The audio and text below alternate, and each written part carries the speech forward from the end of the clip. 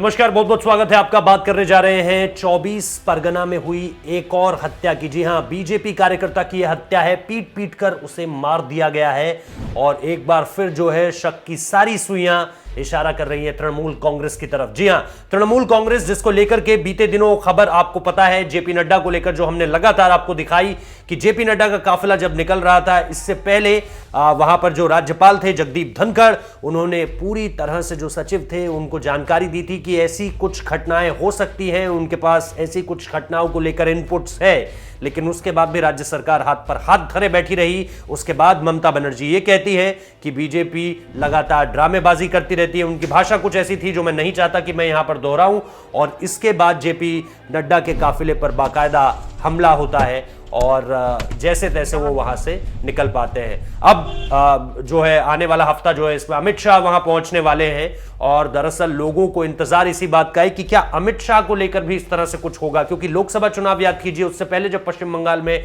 अमित शाह की रैलियां हुआ करती थी वहां पर भी इसी तरह से उन्हें निशाने पर लाया जाता था और इसी तरह से उनके काफिले के इर्द गिर्द जो है वो डिस्टर्बिंग एलिमेंट्स या ये कहें कि शरारती तत्वों को छोड़ दिया जाता था कि कुछ न किसी तरीके से ये पूरी की पूरी चीजें जो है वो खराब की जाए। ऐसे में ये अपने आप में बहुत बड़ी मैसेजिंग है, खास तौर पर तृणमूल कांग्रेस की तरफ से। बड़ी मैसेजिंग इसलिए कह रहा हूं क्योंकि तृणमूल कांग्रेस पर जो शक उठ रहा है, अगर वो सही है तो ये चीजें ये बताने के लिए काफी है कि ममता बनर्जी एंड पार्टी इस पूरे के पूरे पॉलिटिकल सिनेरियो को किस तरह से लगातार उत्पादित कर रही है, खराब कर रही है और इसका असर आने वाले चुनावों में जरूर देखने को मिलेगा। अगले हफ्ते यानी जो अब हफ्ता शुरू होगा उसमें बीजेपी की तो नहीं, अब तो कहूंगा कि देश के गृह मंत्री हैं, बीजेपी के पूर्व अध्यक्ष, राष्ट्रीय अध्यक्ष और देश के गृह मंत्री अमित शाह वहां पहुंचने जा रहे हैं और पश्चिम बंगाल की तैयारियां जो है, चुनावी तैयारियां जो है उनको लेकर के यहाँ से जो है एक तरह से आप कह सकते हैं कि ऑफिशियल